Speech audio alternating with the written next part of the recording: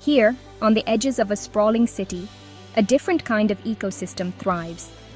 It is a world built not of soil and trees, but of rust and concrete.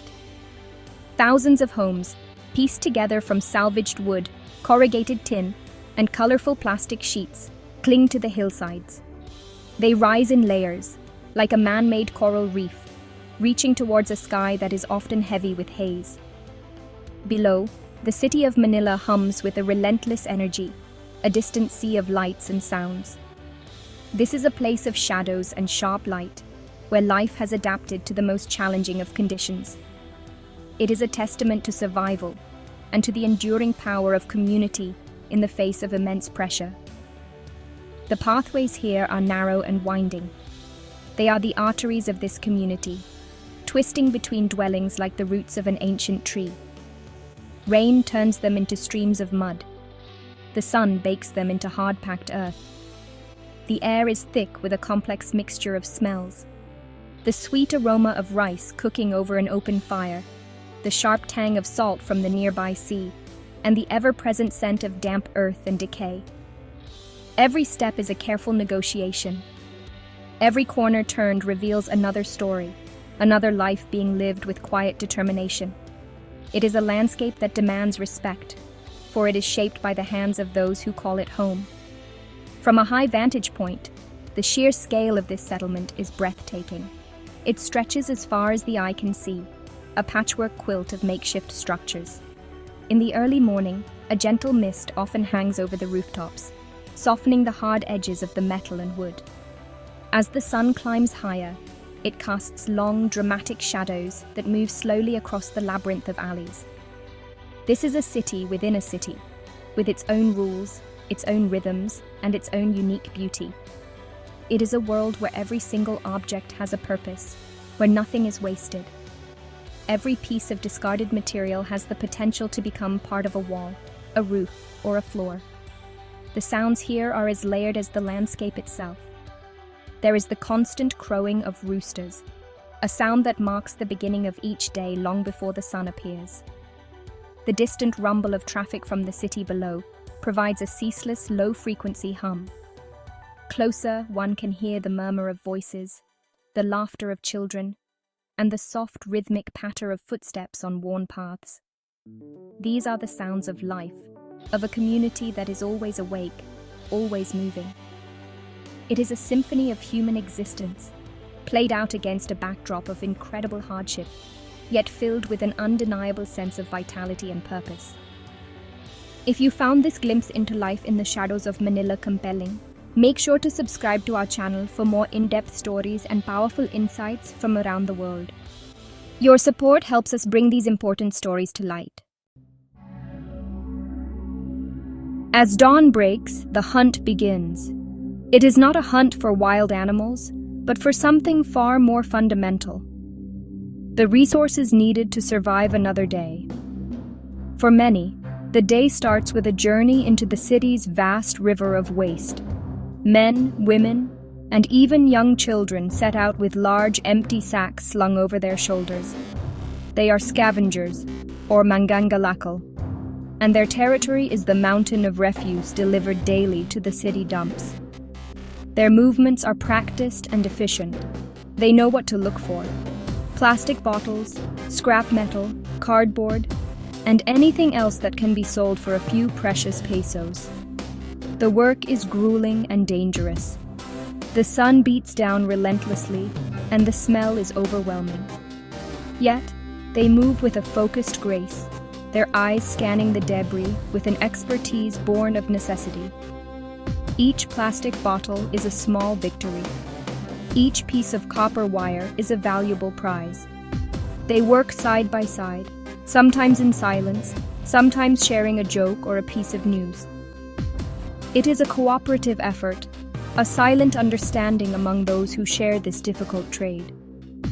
They are miners in a mountain of forgotten things, unearthing value where others see only trash.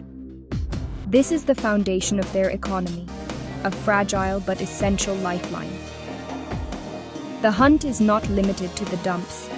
It extends into every corner of the city.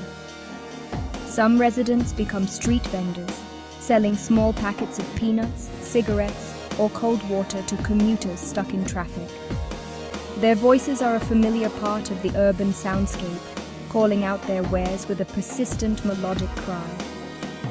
Others collect rainwater in buckets during the monsoon season, a precious resource when clean water is scarce. Every opportunity, no matter how small, is seized. It is a constant, unceasing effort to find an edge, to secure a small measure of stability in a world that offers very little. By midday, the heat is at its peak. Many retreat to the shade of their homes, their sacks partially filled. The day's earnings are counted, and plans are made for the evening meal. The hunt is a cycle, repeated day after day. It is a life of uncertainty, where a day's success is never guaranteed. A sudden downpour can make the dump impossible to work in. A drop in the price of scrap metal can mean the difference between a full stomach and an empty one. But with the setting of the sun comes a brief respite, and the quiet determination to begin the hunt again tomorrow. In this environment, the concept of food is redefined. What one person discards, another sees as a source of sustenance. This is the world of bagpag, a term that refers to leftover food scavenged from the waste of restaurants and fast food chains. It is a controversial but undeniable reality for the poorest residents. Groups of scavengers wait patiently near the back doors of these establishments, collecting bags of discarded scraps. It is a harvest of the city's excess, a hunt for calories that have been thrown away. This food, often still in its packaging, is seen as a treasure. The collected food is taken back to the community, where it undergoes a remarkable transformation. It is carefully sorted and cleaned. The bones are washed, and any edible meat is separated. The pieces are then recooked, often fried with a little oil, garlic, and soy sauce to kill bacteria and add flavor. This process is done with care and attention, turning something discarded into a hot meal. The smell of frying garlic and onions fills the narrow alleyways, a sign that a family will eat tonight. It is a meal born from desperation, but prepared with a dignity and resourcefulness that is profoundly human. For a few pesos, a small bag of bagpag can be purchased from local vendors who specialize in its preparation. It provides a vital source of protein for those who cannot afford fresh meat. Children gather around a shared plate, their hunger momentarily satisfied. It is a scene that is difficult to witness, yet it is a powerful example of human ingenuity. In a world of extreme scarcity, no resource can be overlooked. The ability to find nourishment in the refuse of a wealthier world is a stark and powerful survival strategy, one that has been perfected over generations. But this meal comes with significant risks. The threat of food poisoning is constant, a shadow that looms over every plate of bagpag. Yet, for many, the immediate and certain pain of hunger outweighs the potential danger of illness. It is a calculated risk, a gamble taken every day. This act of eating another's leftovers is not a surrender. It is an act of defiance. It is a declaration that they will survive, that they will find a way to feed their families, no matter the circumstances. It is a feast of resilience, a testament to the will to live against all odds. In a place where the structures are fragile, the human connections are forged in steel. The family unit is the bedrock of this society, a tight circle of support that provides both emotional and practical strength. Homes are often crowded, with multiple generations living under a single, leaky roof. Grandparents care for children while parents are out on the daily hunt. Older siblings take on the role of guardians, guiding their younger brothers and sisters through the treacherous alleyways. Every member has a role, and the well-being of the group depends on this intricate web of mutual reliance. Friendship here is a powerful currency. Neighbors are not just people who live next door. They are an extension of the family. A cup of rice is shared when one family's supply runs out. A watchful eye is kept on a neighbor's home when they are away. During the frequent typhoons, it is the community that bands together, securing roofs with ropes and sandbags, and helping each other evacuate to higher ground when the waters rise. These bonds are not spoken, they are lived. They are demonstrated in small daily acts of kindness and in moments of shared crisis. Amidst the struggle, there are moments of profound joy. The laughter of children playing games with bottle caps and worn-out tires echoes through the corridors. A shared meal, no matter how simple, becomes a celebration. The faint sound of a radio playing a popular song can spark an impromptu dance in the middle of a dusty path. These moments of connection are not distractions from the hardship. They are the very things that make the hardship bearable. They are the fuel for the human spirit, a reminder that life is more than just survival. It is in these shared experiences that hope is nurtured. The search for companionship is a fundamental human drive, and it is no different here. Young couples find quiet moments together, sitting on a rooftop, watching the city lights flicker in the distance.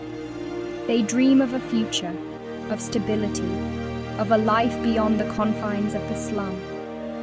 These relationships are a source of immense strength, a partnership in the truest sense of the word. They face the world as a team, sharing the burdens and celebrating the small victories together. It is this deep, instinctual need for connection that holds the community together, a powerful force against the chaos that surrounds them. Even in this dense urban landscape, nature finds a way to persist. It asserts its presence in small, quiet moments, a gentle counterpoint to the harshness of the environment. A lone bird, perhaps a Eurasian tree sparrow, perches on a tangle of electrical wires. It surveys the world below, its cheerful chirps cutting through the morning air. These birds are opportunists, just like the human inhabitants. They build their nests in the eaves of makeshift homes and feast on stray grains of rice. Their resilience is a mirror of the people they live alongside. They are a small, feathered symbol of life's tenacity. The sky above is a vast, ever-changing canvas. On clear nights, free from the city's worst light pollution, the moon hangs bright and heavy, casting a silvery glow on the tin roofs. Stars, though faint, can still be seen. During the day, dramatic cloud formations drift slowly overhead, their shadows gliding across the colorful maze of homes. The wind is a constant presence, a whisper through the narrow alleys. It carries the sounds of the city, the smell of the sea, and the promise of rain. It is a physical connection to the wider world, a reminder of the powerful, elemental forces that shape all life. Wildlife of a different sort roams the pathways. Stray dogs, lean and wary, navigate the community with a practiced familiarity. They are a part of the ecosystem, living on scraps and the kindness of strangers. They often form their own social groups, their interactions a silent drama played out in the shadows. Cats, sleek and silent, hunt for rats and insects, their green eyes glowing in the darkness. These animals are not pets in the traditional sense. They are fellow survivors, sharing the same space, the same struggles, and the same quiet moments of rest. Their presence adds another layer to the complex life of the slum. Water, too, leaves its mark.